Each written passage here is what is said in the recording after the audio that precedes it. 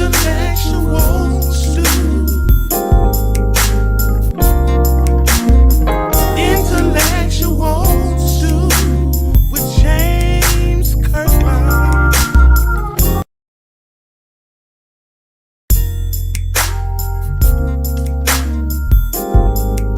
It has been a long time coming. Welcome to the Intellectual Stew with yours truly. My name is James Kirkland, and I am super excited to be with you tonight.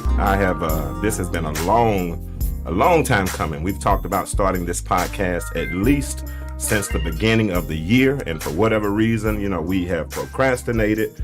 But nevertheless, tonight, May the 10th, 9:30 p.m., we are here and we are excited about starting the Intellectual Stew. I'm not by myself tonight. I have our trusty engineer, Mr. Disco. Say what's up, Disco. Say what's up, Disco. What's happening to you, my man? I'm glad you came along. Looking forward to your show, boss man. Man, I'm looking forward to it too. I'm going to see how this thing ends up. And I needed a comfort zone tonight, so I brought my baby with me. I brought my daughter with me. Y'all say hi to my baby. Hey, Kennedy. Hi. Get her closer. Can you hear her? Yeah, okay, y'all can hear her. Okay, good. Kennedy is here with us tonight. It's amazing. A lot of the stuff that you need, you would sit around and you put pressure on yourself trying to find professional people to do this and that. And then you look up and then your child is able to do a lot of the same stuff that you're paying other people to do. And I could have had this stuff done a long time ago. So I'm going to tell you something. This has been a long process, but nevertheless, it has been a learning experience. Listen, those of you all that are tuning in to my Facebook Live page, if you would leave my page and go to Disco 100 Radio on YouTube. Go there and subscribe. And when you subscribe there, you can participate in the chat. Kennedy will be we're talking to you all in the chat. If you want to call in and congratulate me on starting the show, you can call 678-638-6626. Call in, let me know your name, and congratulate us on getting the show started. My name, like I told you, we have Disco. You have Disco. We have Kennedy, and you have yours truly. Well, who is James Kirkland? Well, first of all, I'm a father, definitely a father. I was a husband for 20 years, and I'm in the process now of learning how to be single. I wouldn't dare try to move into a relationship until I become more comfortable and content with myself. Not only that, but I'm also a minister of the gospel. Been doing that since 1994, and will do it until I die. I'm also a mentor to grown men, and young children. I'm also an insurance producer. I'm a divorcee. 2018 rocked my world because my world changed drastically because I was married for 20 years, and then all of a sudden I found myself divorced and alone. So I've gone through a long process to get here. Gone through a long process, but I'm thankful that I'm here because you know what?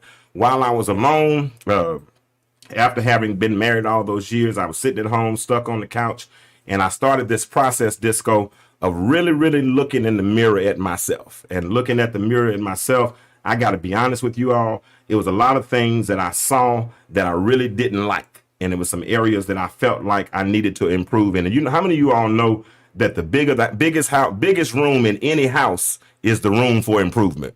And if you can't sit back and look at yourself in the mirror and see some mistakes that you've made or some things that you've done wrong, or if you think that everything is great and that your stuff don't stink, end up alone and see what happens. So I did that, and I don't know how many of you all are familiar with the biblical story of the prodigal son, about the prodigal son who was living in his father's house, and for all of those years he was living in his father's house, and then one day he got big and bad and told his daddy, let me get my inheritance up front. I don't want to live in your house. I don't want to abide by your rules. He went to a far country, and in that far country, the Bible says that he wasted his substance with riotous living. I don't know if he was drinking. I don't know if he was smoking. I don't know if he was going to Magic City. I don't know what he was doing, but whatever he did, all the money that he had, he wasted it.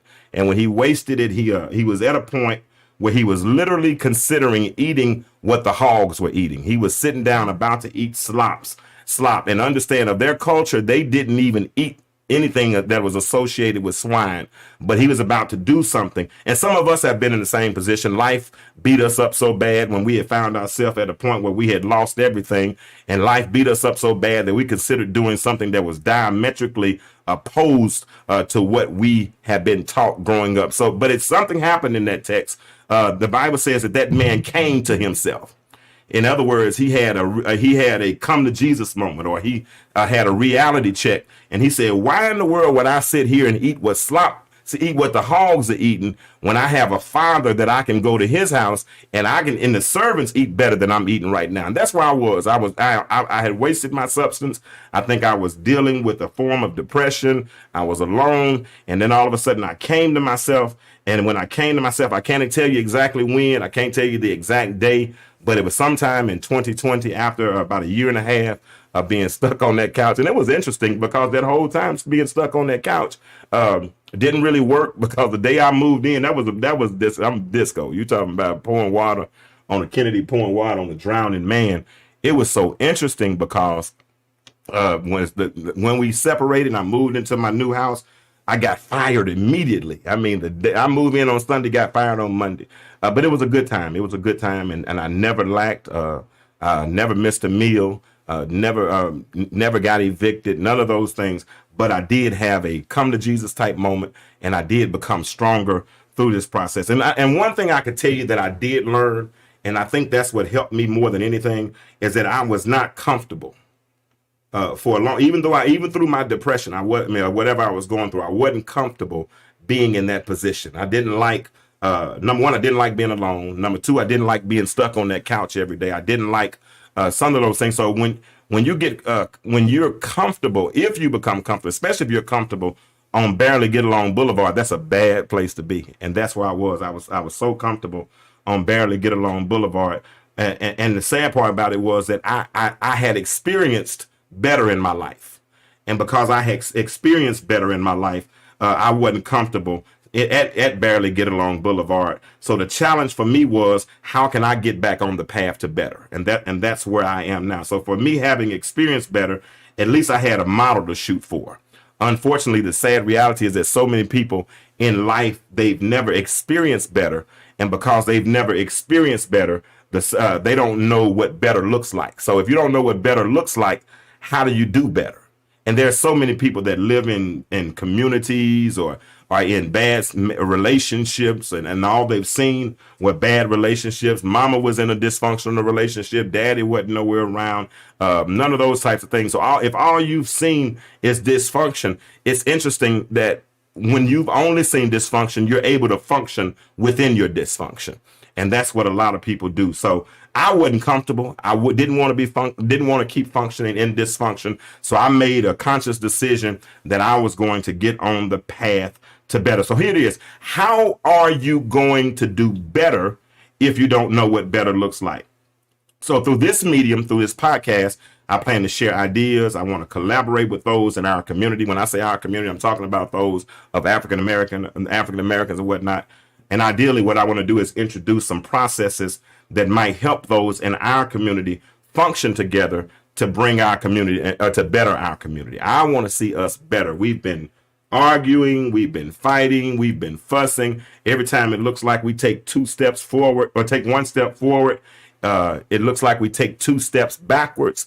We're constantly at odds with one another. It's always confusion. I think sometimes racism, I don't think we can be affected by racism if we're strong as a unit. Black males, black females, if we were strong as a unit, then we're not as affected by racism. But hey, things happen. That's just kind of how things. So here it is. So what's in the stew? What's in the stew? That's the question. So I started this process, but I didn't want to do it by myself. So I figured that there had to be a lot of people that were in the same position that I was or that I am, and they needed to shoot for better.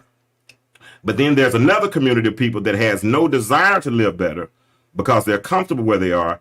And these individuals, I would like to say, are either underexposed, well, they are underexposed and overexposed at the same time. They're underexposed to good things, but they're overexposed to some of the bad things simultaneously. And even though they desire better, they don't know what better looks like, so they never try to get to better, if that makes sense. So consider this as a personal invitation from me to join me as we go on this path towards better. Now I have Kennedy with me. So one of the ingredients that I think for the stew is that we should a couple of ingredients. Number one is education. Number two is parenting. Now, Kennedy is my daughter. Kennedy's 18 years old. She graduated during the pandemic year during 2020. So I'm sorry, Kennedy, you didn't get your prom. You got a graduation. You did get, but it wasn't a proper graduation, right? But you got it. You got it. But tell me something. Kennedy attends the University of Georgia. She went there on the Zell Miller Scholarship. Kennedy, tell me how was your first year of college? I enjoyed the first year of college. It was obviously different than we all hoped or thought it would be. We didn't have many classes going in, especially the first semester. But second semester it came around and I started going in person more. So Okay. So let me ask you this. So going to college, what do you think prepared, growing up in our household, prepared you to be successful in college? I think you and Mom had very high expectations for us, and that definitely rubbed off on us, even if it was like innately. I think I had high expectations for myself, so I was going there to pretty much do a job. Having fun is great, but I know what the end result should be. Okay. So when you said we set high expectations for you, what were some of those expectations? Well, as far as grades, you can go, you expected us to get A's. B's weren't great. But I guess for us to just put our all into everything, don't do anything half, whatever. Also, You better not cuss on this shit. Well, go ahead. also, just to understand like how valuable our time is. If we want to do our sports and excel at these sports, we have to excel in school as well. Yeah, you got that part from your mother, I think, on that portion of it. I did push you for the grades. I told you y'all started with 100 points and anything that you gave away. And that was interesting. I was listening to you yesterday and you were talking about your final. You was like, I only need 70 points to get an A because you had worked it out. What did you end up getting on that grade? I got a 100. A 100. So you didn't miss anything. Y'all give my baby a hand. Those out there in the streets clapping. So first year, University of Georgia, which is one of the most prestigious universities in the state. What's your GPA going to be? 3.9 something. What happened? Okay. So we got somebody calling in. Let's see what we got here. Welcome to the Intellectual Stew. Hello? Hey, Dad, this is Trey. Oh, shucky, y'all. My son has called in to check on. You called to check in on your dear old dad? Yes, sir. I'm tuned in. I just wanted to congratulate you and say that I'm proud of you. You proud of me? You Yes, see, sir. your sister got a 3.9 this semester. Oh, yeah, I heard. That's a good start. Good That's a start. great She gave away a .01 somewhere. I got to figure out what happened with that one, but I guess a 96. That's a good start, though. Yeah, it's a good start. Good start. And congratulations to you. I know you had. I know the year didn't end quite the way you wanted to end with baseball, but I know academically you continue to excel, and I want sure. I want you to know that your mom and dad are both proud of you. Trey is at Jacksonville State University, and he's a graduate student there working on a master's in public administration. When will you be finished with that, Trey? So I'm taking 3 classes this summer, 2 classes in the fall, and I'll be done with that. You'll be done? Be out of Yep. there, huh? All right. So for those that don't know, Trey plays baseball. Played baseball at Jacksonville State. He had a season-ending injury, and he had surgery on last week. But he had surgery by one of the best surgeons in the world, and he has a 4-month recovery. 4-month recovery process. So I want you all to pray for him and his career. He'll be able to continue, hopefully, in the future, because he has tools and he has skills and he has determination, and to be honest with you, that child, I've seen that boy overcome so much adversity over the years. Let me ask you something, Trey. Looking at your life, because I've been knowing you for a while, all your life, 22 years. What do you think has prepared you to deal with the adversity that you've dealt with in life? I don't know. I guess we just faced a lot of adversity. I can't really highlight one specific thing, but I guess over the years, I've just sort of become numb to it. You know what I'm saying? It's kind of like I look at it as, oh, this happened, oh well, on to the next. Oh, this happened, oh well, on to the next. You know, it's all about bouncing back. Bouncing back. That's a good point. That's a good point because life's gonna throw you curveballs, right? Mm-hmm. And I mean, you speaking metaphorically, life's gonna throw you curveballs. But what are we taught? Let it bend, then what? Extend. Because once it breaks, once that curveball breaks, and ain't nothing left. Now it's like being on a tee, and all you gotta do is swing. And that's what we've tried to always instill within you all. And y'all see, I have my children on here because this is a family affair, and I want them to help me kind of explain to you sometimes how we parented them and how we were successful because in all of us, you know, there is no template to being a parent. There's no template whatsoever at that. It's all on the job training, but thankfully to some degree we've been successful with these two, and we're super proud of them. So Trey, I'm not gonna hold you up, man. Like I said, thank you for calling in. Thank you for congratulating us. Continue to get well. How did therapy go today? It was tough. First day out, and they got my arm bending how I didn't think it should bend. It's all good. I trust them. Are you in a sling? Yeah, I'm in a sling for 6 weeks. Okay, but you can drive. Can you drive? Yeah, I'm making it work. Okay, Work. Ingenuity. Gotcha. Well, like I said, thank you for calling in. I'm not gonna belabor your time. I know you got things to do. You're a grad student, huh? Yeah. I'm gonna keep watching. Keep on watching, and we'll make this happen. All right. Yes, so sir. Thank you so much, and we're good to go. Yeah, put that first picture up. All right. Thank you, Trey. Yep. Okay. All right. So I wanted to put this tip of the day up because, like I said, I've been through so much adversity. Read that. It says sometimes you got to go broke, losing the person you thought you loved, lose the person you thought you loved, watch your friends turn into foes just to get where you were going. Trust the process. Elevation requires separation. Sometimes I wanted to put that meme up because what it made, you can take it down. What it made me, no, leave it up. I want them to read that. What it made me think about was that even though I went through that divorce and it was difficult, it was good. It was good. Sometimes difficulties are designed to develop you, you know, because you need to almost go through a season of being alone because, you know, you become comfortable. It's so easy to get to a place or a level of comfortability. And when you get to a certain level of comfortability, then you have no desire to grow, or, you know, you're there. You kind of got, I like to call it a rhythm. You've kind of gotten yourself stuck in this rhythm, and you're side to side, and you're rocking rhythm, and you're dancing to this rhythm.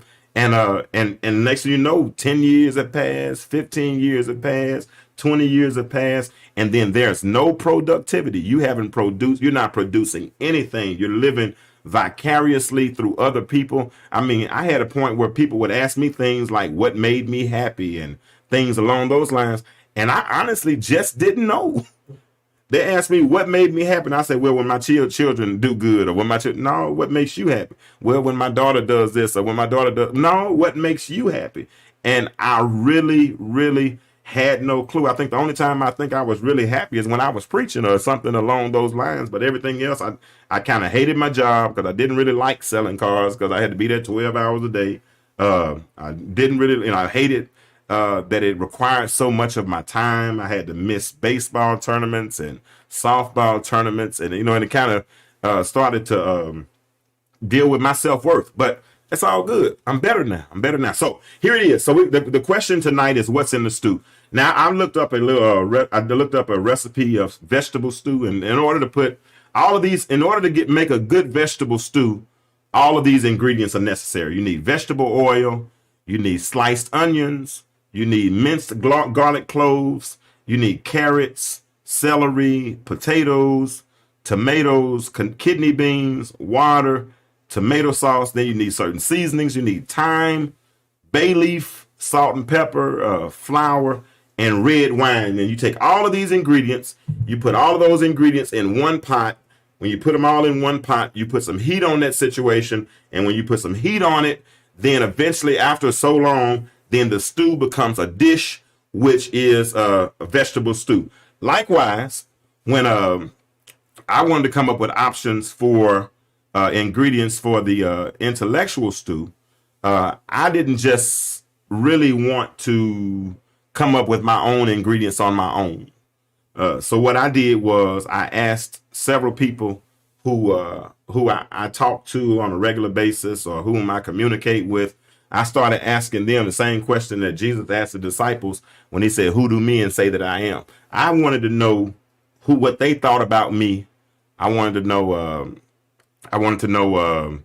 What they thought, what areas they thought I was knowledgeable in. A lot of these were Facebook friends, so they had kind of followed me throughout the years on Facebook, and so I asked them what did they think I was and I probably sent this text out or email out to probably about 10 people, and then they came back with several responses. Some of the one things that people thought I was passionate about. Now, some of them, I ain't gonna lie, I had no clue that I was passionate about those things, so I don't think I really qualified for those. But one person sent in, they said that they thought I was education was important to me. They thought that the importance of grammar. Oh, somebody else is calling in. Somebody else calling Disco 100. The intellectual stew, James Kirkland. How can I help you? Hey, James, this is Nicole. Nicole. Yes. Hey, Nicole. Nicole Jones. Hey, Nicole. How you doing? I calling to congratulate you. Yeah, this is my eventual going to be my eventual life coach at some point. I ain't gonna lie. She's we don't know each other from Adam. We know each other. We know mutual people, and so I admire her mind because of some stuff that she posts on Facebook. And you just wrote a book too, right? I did. Wrote 2 books. What's the names of those books? One is Embracing the Battle, Tried by Fire, and the other one is The Beauty of the Battle, Stormproof. Okay. And tell us about it a little bit. They are both anthologies, so they're a collection of different stories by women who have gone through just about everything anybody could go through. Okay. And just how they have come out on the other side of whatever battle life presented them, whether it be miscarriage, divorce, child loss, death of a parent, death of a job, just all kind of things that we go through in life and how they navigated through those. Okay. And came out victorious. And that's the key. And that's the key word, that they navigated through it and they came out victorious on the other side. And you know what, Nicole, that's one thing I like about what you did with your book is that life. I think so many people that get so comfortable with templates in life, and they think that everything is supposed to abide or go by a template. But each and every, isn't it funny how God, when he made us, he uniquely gave us all our own fingerprints. And so it's our own fingerprint. I mean, isn't that crazy? You have your own fingerprint, man. Yeah, you have your own blueprint to life as well. And so what people don't understand is one of the things that God says is that he created the destroyer to wreak havoc. Okay. Right? He says that. And that's why he tells us, therefore, no weapon formed against you shall prosper. Mm-hmm. What happens is when those storms come, we don't understand that they were a part of our blueprint. Okay. They've already been predestined to happen because life happens and life makes us less than who we really are.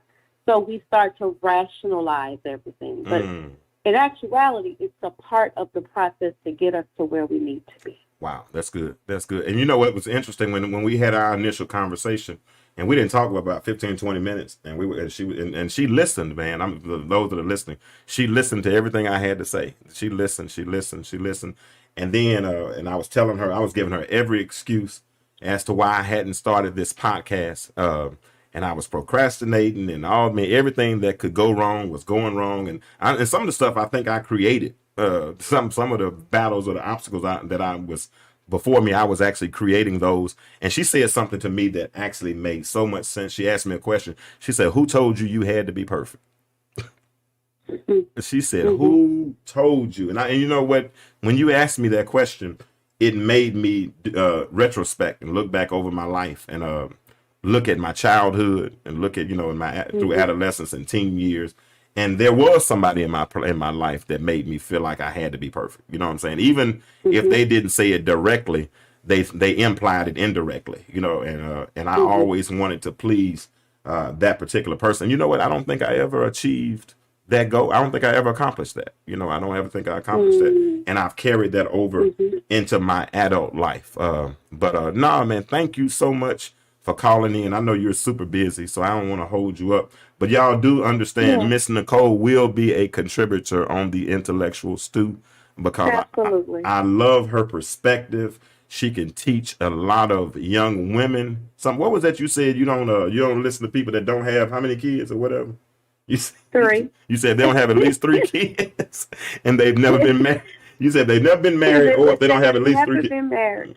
Okay. Yeah, if they've never been married, at least 20 years, and they have they have less than 3 children, there's nothing that you could tell me. Okay. And we have so many people out here that are listening to people not been where they want to go. And they calling themselves experts. You got single men telling women how to get a man. That don't make no sense. Isn't that interesting? But they listen. I don't get it. Or single women telling women, oh, you don't need to do that in a relationship. How do you know? And never been married. How do you know? Never been married. Never.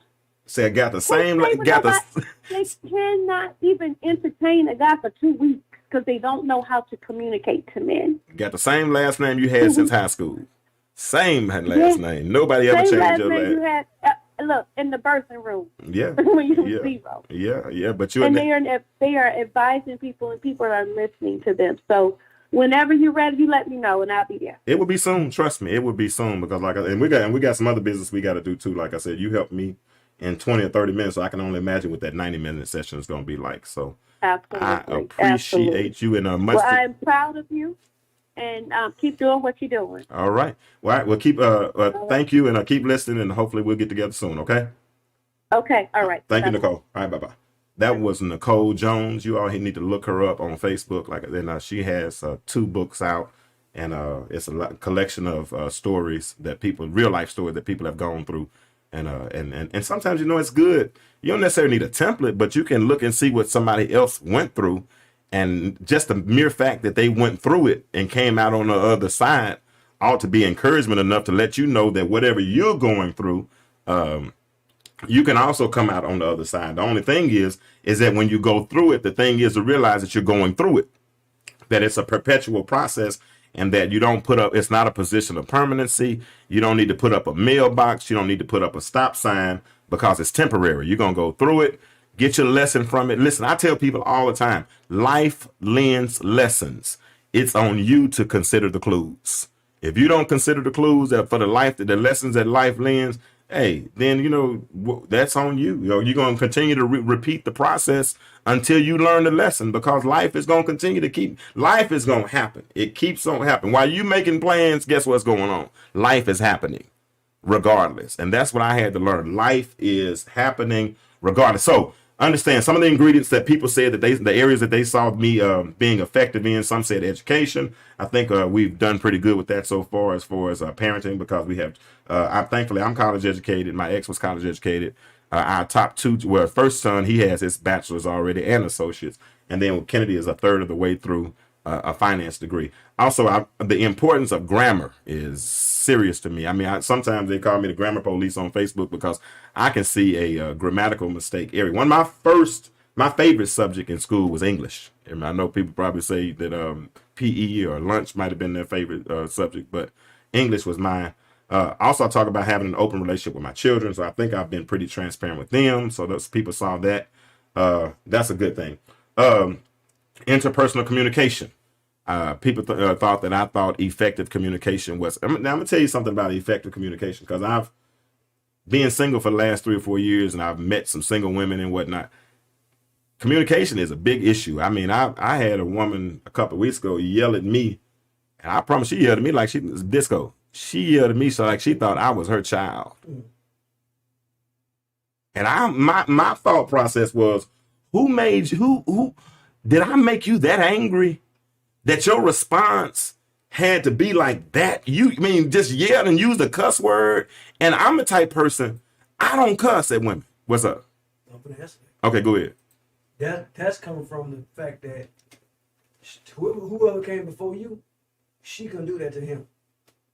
So since you came in with this positive, proper talking mindset, nice brother, she took what she couldn't do to him. I think she tried him because they're not together no more. You know what I'm saying? He probably got tired. Yeah, that very well could be it. But anyway, man, that man, bro, when she yelled at me, it did something inside of me, honestly, and I just don't do it. I don't do it. If you want to, I mean, Lyric, seriously, I'm not looking to date. I'm not in no hurry to date. You know what I'm saying? I'm still healing from a 20-year marriage. So I mean, ain't no use to me trying to date nobody until I get myself together, right? But let me tell you, if we're talking and you raise your voice at me like I'm your child, you might as well understand I'm withdrawing the right hand of fellowship right then. We done. I was married 20 years, and did you ever hear me and Mom yell at each other like that? Was she No. going to voice her opinion, or y'all had an argument? Or was she just talking to just be loud like that? Just to be loud. And I asked her, I said, Were y'all home or out in public? out in public. But it was like at the gas station, yeah.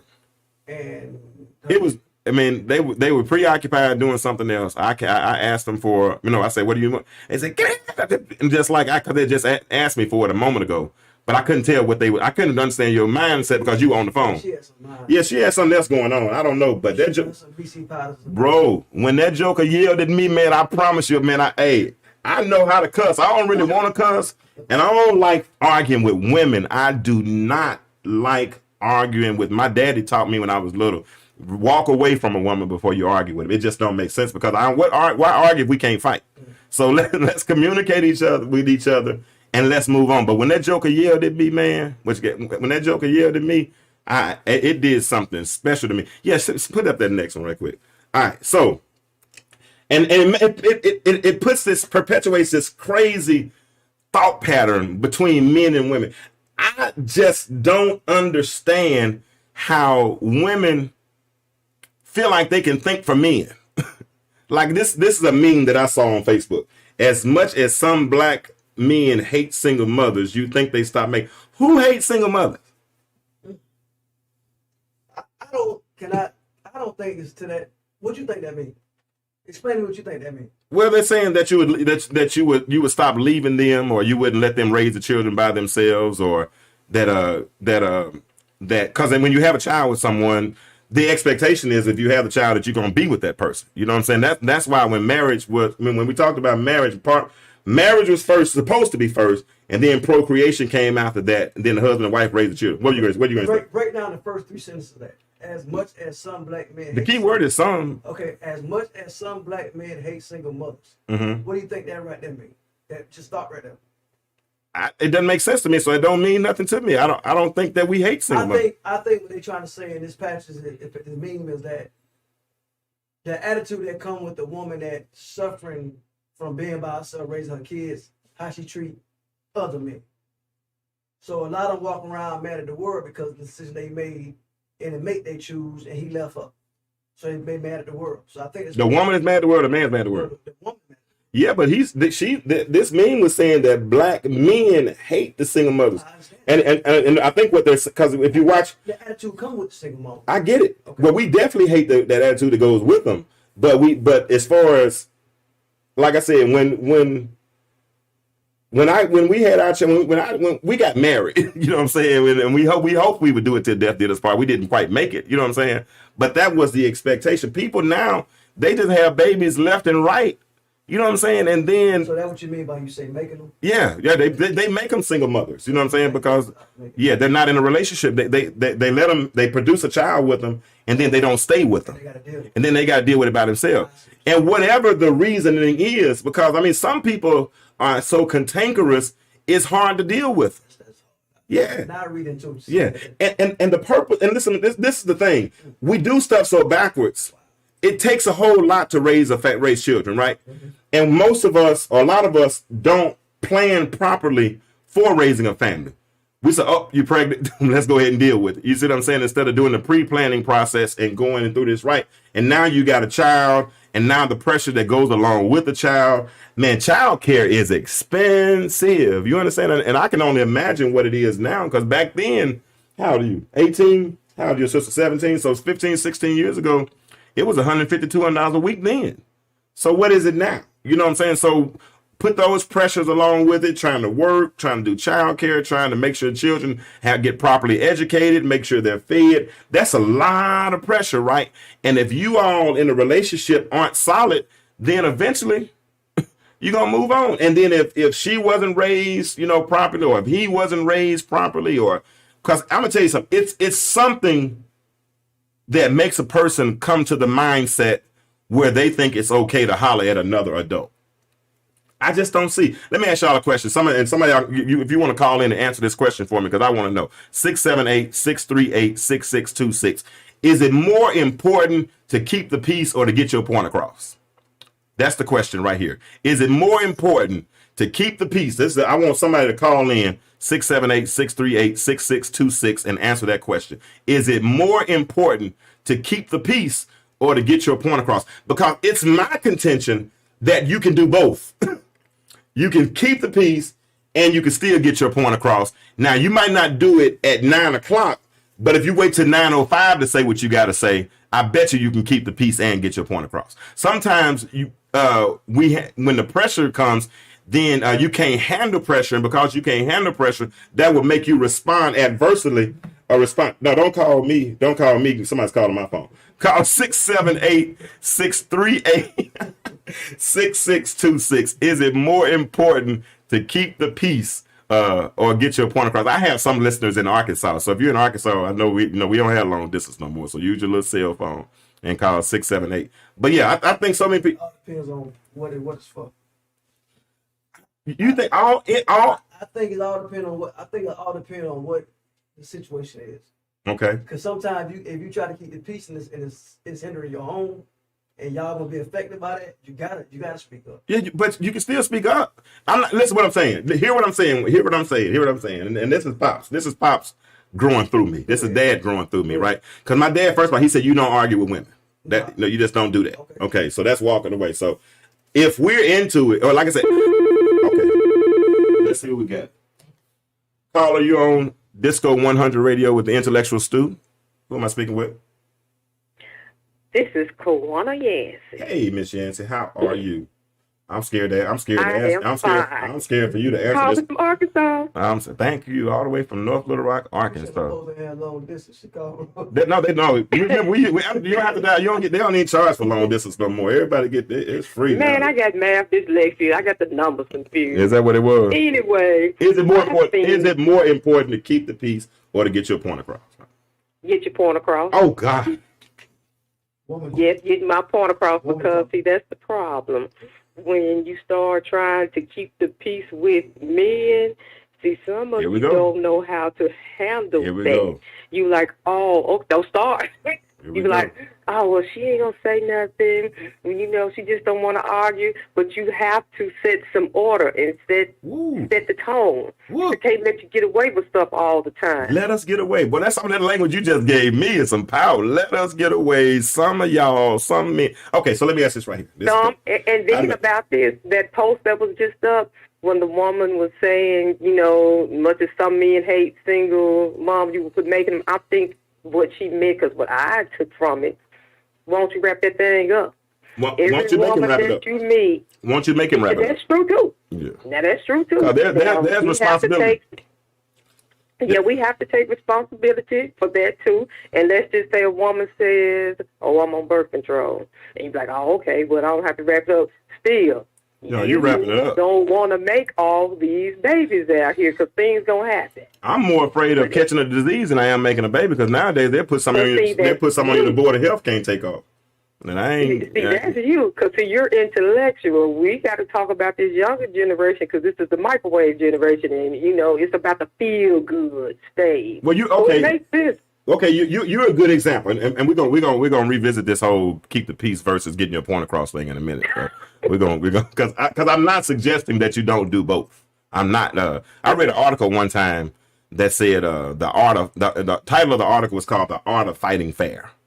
Okay, and the art of fighting fair. What it suggested was there's nothing wrong with communicating vividly or vibrantly, not violently, because ain't nobody arguing with nobody. Not nobody fighting, but it's okay to communicate. But if you and I are in a conversation, right, Kawana, and it's gotten a little hot, and you're trying to get your point across.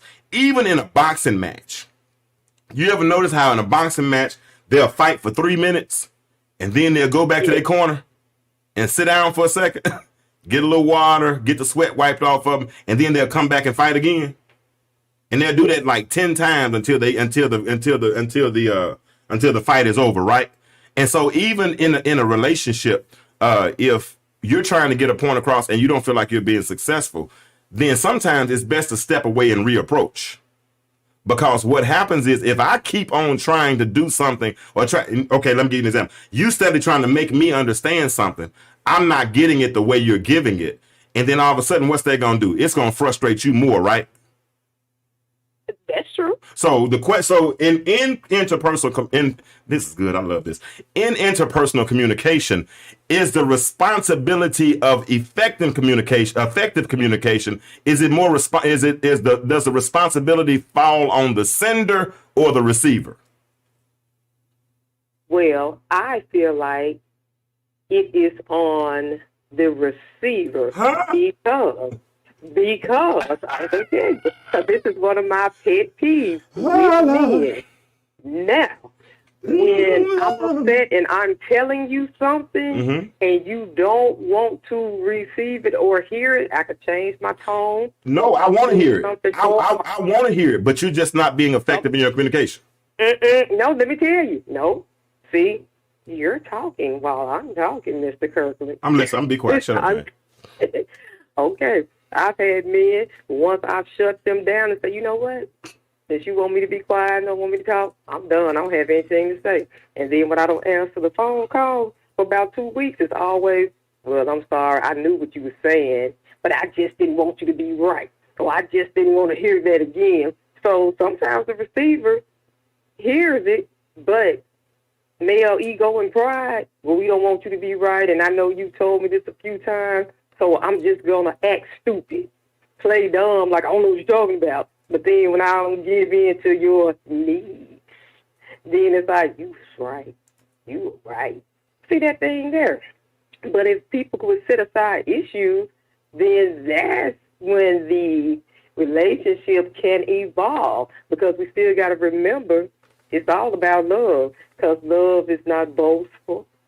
Love is not bright. So you got to always go back to the commandments with that thing. Well, not the commandments, but you know what God says about it. But that pride thing gets in the way.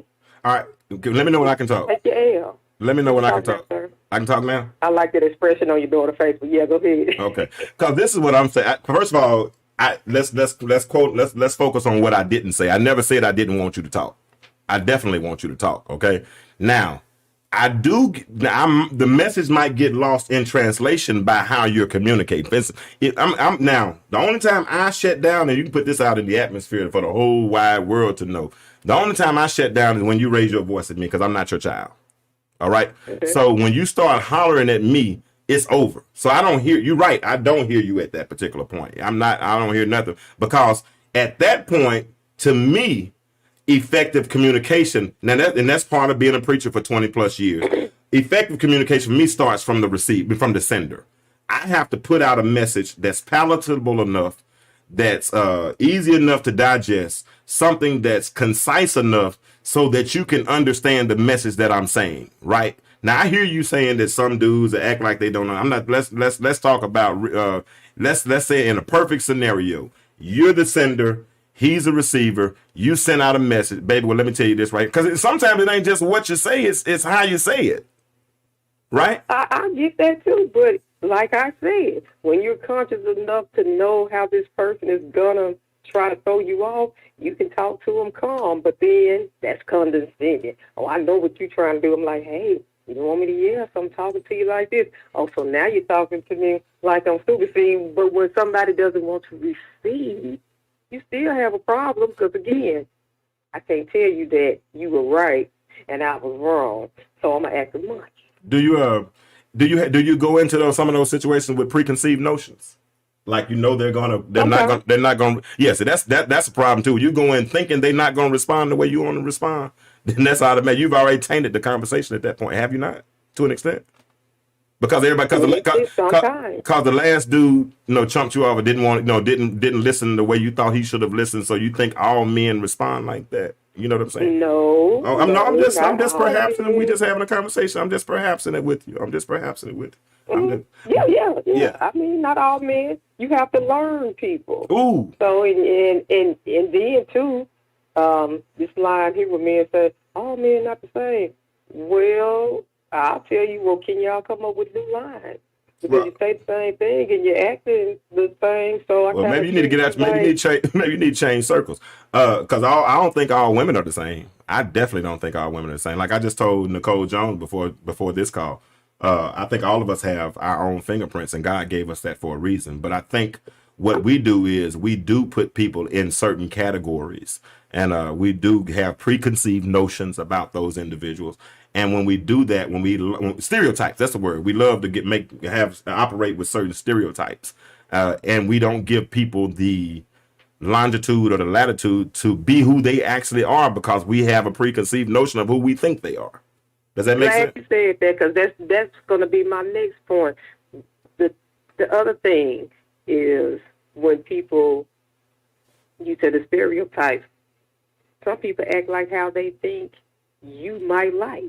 Because I don't like when men say, well, what do you like in a man? What do you do? When I've answered those questions, then you try to live up to a certain expectation, and when you can't, then you're mad. And then when I was like, hey, I like this person, so who is this guy that showed up? Because you crazy. This one was straight. And that's why I don't answer those questions, because you will get a preconceived notion that I'm supposed to act like this or you're supposed to act like that. Just be you. So sometimes people mess you up trying to be something they're not. So what you said is it's a turnoff for him to try to be what you want him to be, what you like. That's what I just heard. Well, that's not a turnoff, but if you're trying to live up to something that you think I like and you're not that person, it's going to mess you up. Because I'm not going to like you. Because then in 2 weeks, I'm like, hey, you got to go because I thought you, let's just say, if they thought I liked a James Kirkland, they tried to be a James Kirkland. I'm like, well, you're not him. And you said you was like him, so you can't be mad if I left you and go to him. So you don't. So in other words, so Disco, I think what she's saying is she don't give out participation trophies. You know what? You done had a little mouth on you. She don't get no honorable mentions. If you ain't the MVP or if you ain't first team All-American, then you might well go on and check out and go with somebody. Is that what you're saying? Is that what you're saying? You know what? Hey, you called in, so you know you salty too. And I appreciate you for calling in too, Miss Kawana. Believe me. All right. Well, I'm proud of you. Good luck, and I will support you. We got you. I appreciate you. Thanks for putting us on the map. Thank you. Share my stuff. Share the YouTube channel. I already did, and I already did the thumbs up. You know I got you. Let me see it. Okay, appreciate you. Good night. All right, good night. All right, so here's another meme. Thank you, Kawana. That was Kawana, y'all, from Kawana Yancey from North Little Rock, Arkansas. All right, this is another meme that I see women do. I've jumped all over my notes, and I will get back to this in a little while later. But we're talking about, let me tell you something. I believe if our community is going to heal, I think black men and black women have to figure out how to tell each other that we're sorry. I think we got to reconcile. I think once we reconcile, I think we can restore our communities. We can go back to the late 60s, 60s and 70s when we had real black pride and we were united as a community prior to the Fair Housing Act of 1967 when they told us we could, and we did. And when we did, we left our communities exposed because all the leadership in our communities went and lived on the other side of the track simply because they could, even though they weren't wanted. So I see stuff like this all the time. This is another meme I saw. Said people ask me, talking women, people ask me why are you single? You're attractive, intelligent, and creative. And my reply is I'm overqualified. Overqualified for who? Because I honestly believe that there's somebody for everybody. I really do believe that there's somebody for everybody. It's just a lot of us have not been properly aligned. Or as I just accused Kawana of, and I'm going to do it because she's not here to defend herself right now. A lot of us have preconceived notions. I don't think anybody's happy being alone. I really don't. I think we settle for being alone. And people say, well, it's a choice for me to be single. Well, yeah, it is a choice for me to be single. It's a choice for me not to be in a relationship. Well, it's a choice for you to be single too. Because if you choose that I'm not going to be in a relationship, that's a choice, and you're comfortable with that choice, and I get it. But to say that you're overqualified or that people don't meet up to your standards, are you able? The question is, are you able to offer what you're asking for? And if you're not able to offer what you're asking for, then you might need to reevaluate some of your choices or whatnot, right? So, but let's get back to the ingredients. So people said that they thought I would be. They said that I'm super transparent. They think that I've accepted responsibility. They think that I have some good biblical knowledge. They like the social transitions that I talk about the social transitions that we're embarking upon. Entrepreneurship, man, I've been doing an entrepreneur forever. I try a job, I don't like it, I'll go buy clothes. I'll get a contract with a suit company or something and buy suits and sell those, for cheap. I buy them cheap and sell them for more. I sold neckties. What else have I sold in my life? I sold custom block. I remember one time, this is back in 96, when the housing boom was big in 95, when housing was big in Atlanta. A guy at church turned me on to an idea. I want that other meme, the other one I gave, the one right before you. I think it's one more I sent you. That's the last one. Okay, cool. I'll just read it. But back then, I went and got a Better Homes and Gardens magazine, and I cut out some blinds, right? And I put the blinds on some construction paper, took pictures of it, made copies, took those flyers in the $250,000 subdivision or better, just put them on people's mailboxes, and told them that I would give them estimates for 50 to 75% off of custom blinds. Man, I made $1,200-$1,500 a week doing that, just going picking up houses, man. I've always been an entrepreneur. My son is the same way right now. I remember Trey in high school selling his clothes out of his drawer, selling baseball equipment that he didn't use anymore. Middle school. Even in middle school, man, I used to have to go to Walmart and Sam's and Samson's and places like that to buy candy, because he would go to school and sell candy. He's coming home every day with $20, $30. All right, I got somebody else calling in. Let's see who this is. Thank you for calling the Intellectual Stew on Disco 100. Who am I speaking with? This is Nash Adams. Nash Adams. Hey, what's going on, Mr. Adams? I have a little comment on a statement you made a minute ago. Do you mind if we talk about it a little bit? I'm nervous now. What's the statement? What is it? You said we choose to be single. Mm-hmm.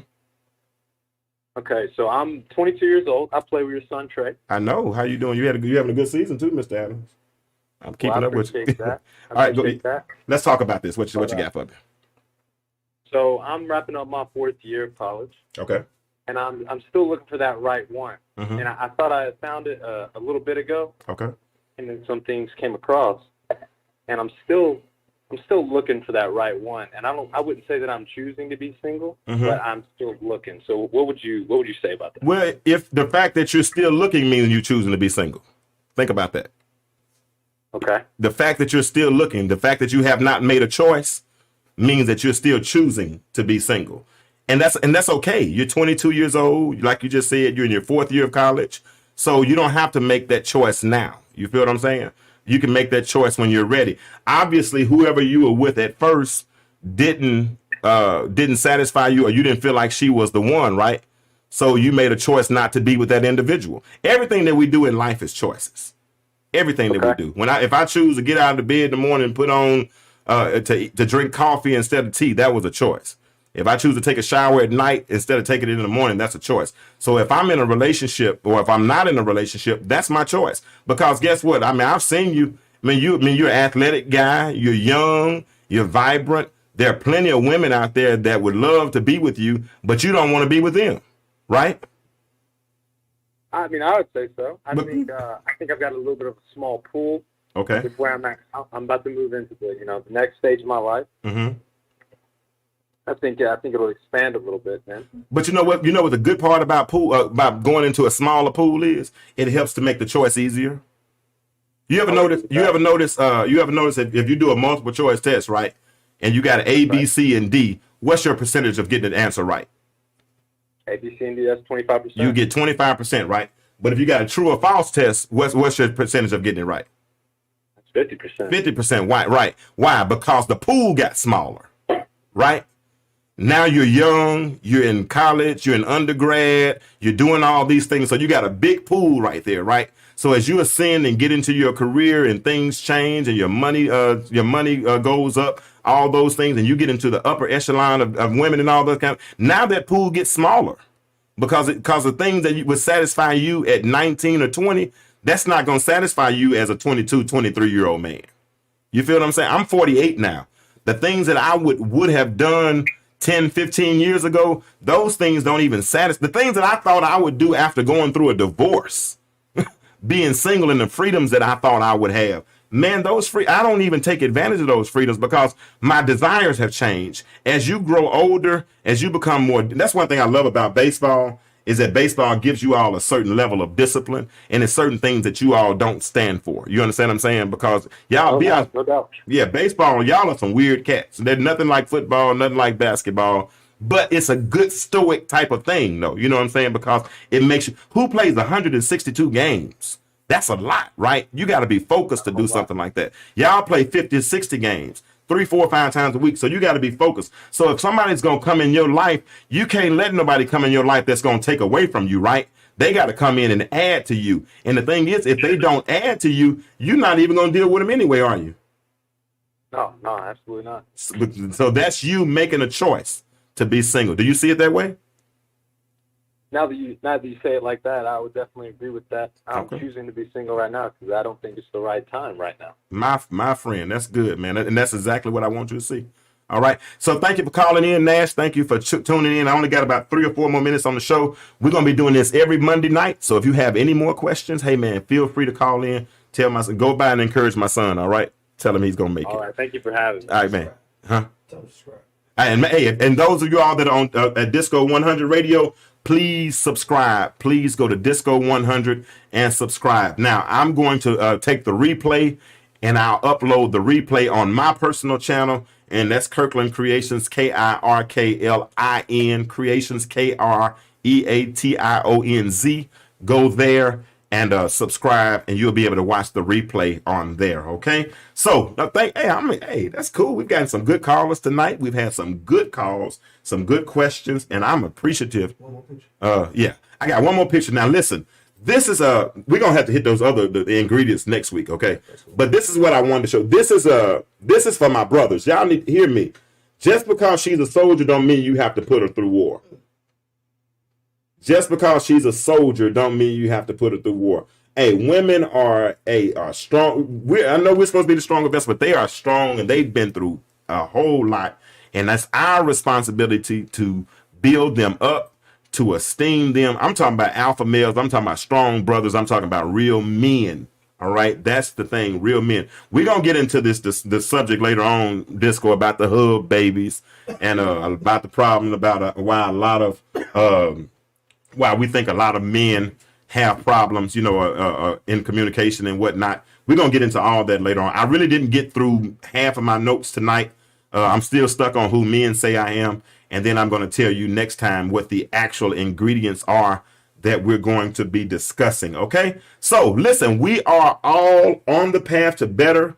I want to thank everyone who joined in tonight. Those of you all, like I said, go to Disco 100 Radio and subscribe. Thank you, Disco, for coming in. Kennedy, thank you, baby. That's my baby. She came in and hung out with dear old dad tonight, and she will be contributing in the future. Her mom and I we were talking yesterday about our parenting styles, and we want to share those parenting styles with you. So listen, we're going to be here every Monday night at 9:30 to 10:30. Tell your friends, share it. We're going to have all kinds of different, you never know what we're going to talk about and where the conversation will end up. But this is what I want to do. I want to tell you something. I want you to keep this on your mind, and maybe this will make you think. But remember this, as you go throughout this thing called life, the world is changing. Why do you remain the same? That's the question I want to ask you. The world is changing. Why do you remain the same? I'll see you next week. Intellectual stew.